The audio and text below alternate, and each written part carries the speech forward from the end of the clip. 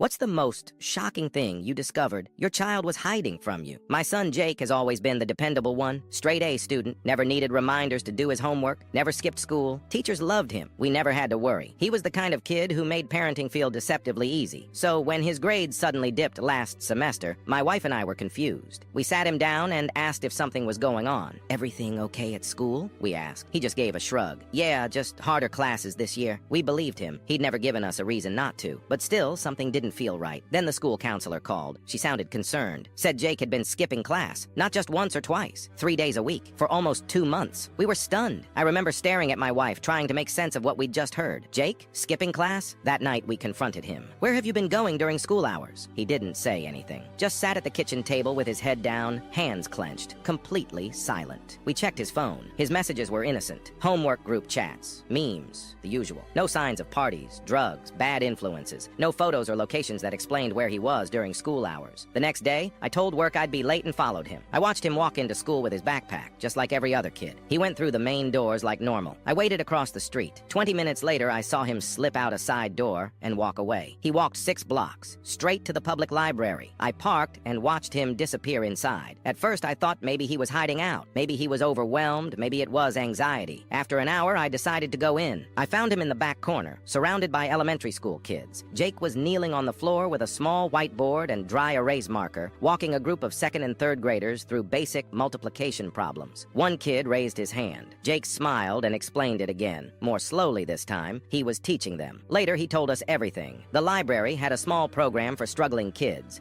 whose parents couldn't afford tutoring, many of whom were already behind in school. Jake had volunteered there over the summer. When the school year started, the coordinator told him they didn't have enough help during weekday mornings, so he kept showing up. 3 days a week, he skipped his own classes to come teach kids who had no one else. No one asked him to. No one paid him. He just couldn't walk away. "These kids were going to fail," he said through tears. Nobody else was helping them. He hadn't told us because he thought we'd be angry. And to be honest, we were, for a moment. But that quickly gave way to something else entirely. We met with the school counselor again. Once they understood what he was doing, they helped set up an independent study program. He could make up missed work, keep his grades up, and officially tutor as part of a volunteer elective. His grades recovered. He's still at the library 3 mornings a week. The kids adore him. He prints out sticker charts and makes little flashcards. He even started bringing snacks on Fridays with his own allowance. We always knew Jake was smart. We just didn't know he was this kind of good.